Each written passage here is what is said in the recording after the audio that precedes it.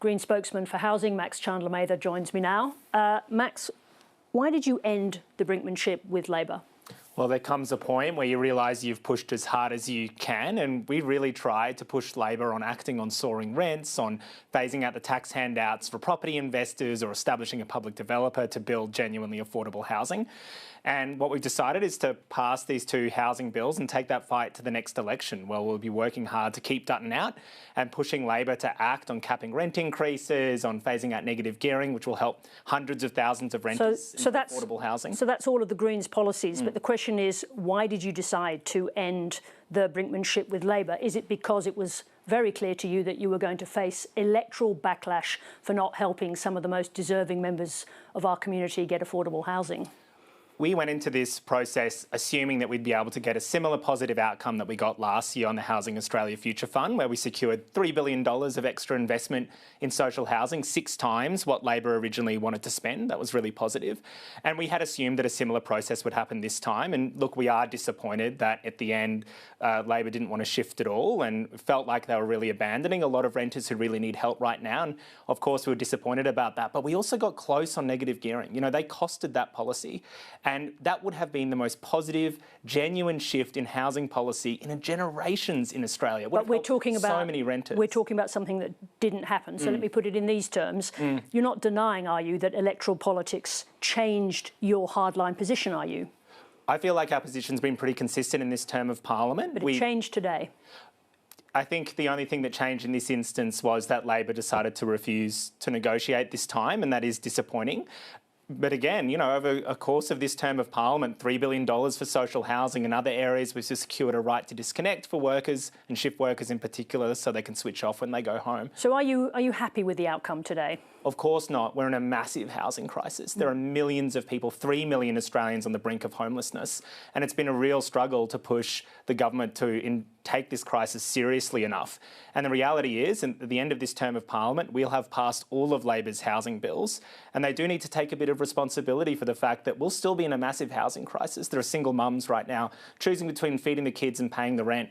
And we could have got them into social housing if Labor had agreed to work with us on building more social housing. The reason I framed the question in that way is not because I anticipated you to be happy, but what I want to understand is whether you fully support the decision of the Greens leadership to waive these bills today. Absolutely. I made the proposal to pass both of these bills because I reached the conclusion that we had pushed as far as we could in this instance, and that really the solution was to go to the next election with our housing platform. And if people agree with capping rents or phasing out negative gearing or building more public and affordable housing, well, then they know they can vote Greens to keep out Dutton and push Labor to act in those areas. And it's clear in this democracy, we're going to have to rely on the Australian people to send that message to Labor. Now, you've been such a tough advocate of the hardline approach with this government and to this particular legislation. Did you just get a lesson in pragmatic politics?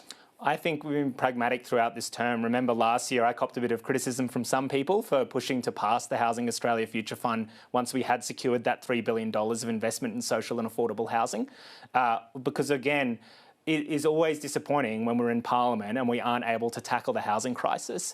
There's so many people right now who are doing it really tough, and we know our housing policies would help millions of people, but at the end of the day, we're not the government. So all we can do is put good ideas to the government, push for them to adopt them, but ultimately it's their decision if they decide not to take the sort of bold action that I really think we need on the housing crisis. Was the allegation that you were helping Peter Dutton too harmful to Greens' prospects? Well, I would argue, and I would put it to Labor, that the way to stop Dutton from becoming Prime Minister is to address people's direct material concerns, including the housing crisis. Part of the reason we were pushing so hard is because a lot of people are hurting, millions of people. And if we cap rents or if we phase out negative gearing, so a lot of people could get into home ownership for the first time, not just 10,000, hundreds of thousands, or start building enough genuinely affordable housing so we can start to tackle the scale of the crisis, I think that would stop Dutton becoming Prime Minister, because all of a sudden they'd have a government and people would have a government who are in their corner helping them. And I think that's the point of politics. But nonetheless, back to the notion of politics being pragmatic, are the Greens better placed now to go into an election as a party prepared to compromise to get an outcome. Yeah, and I think we can talk about all the compromises and outcomes we've secured, the $3 billion for social housing. I think putting renters on the national agenda, I don't think that we would be talking about as a country the plight of renters in this country if it weren't for our push on that. Right to disconnect, improvements to environmental laws. And I think we're in a good position because we'll be going to an election with a housing policy platform that enjoys broad popular support. Just briefly, you don't feel you're letting down your base of young voters?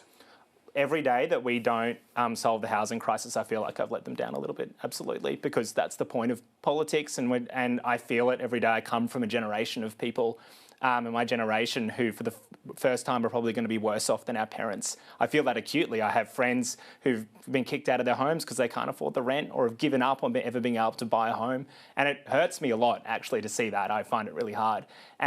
But the reality is that I still feel hope, because I feel like we've shifted the national conversation over the last few years. I feel like we'll be going into an election where there'll be a lot of pressure on all the parties now to take real action on the housing crisis, and I think that's a positive thing. I appreciate that. That sounded like a real answer. Max Chandler-Mather, thank you very much indeed for joining us today. Thanks for having me. Authorised by J. McCall, Australian Greens, Canberra.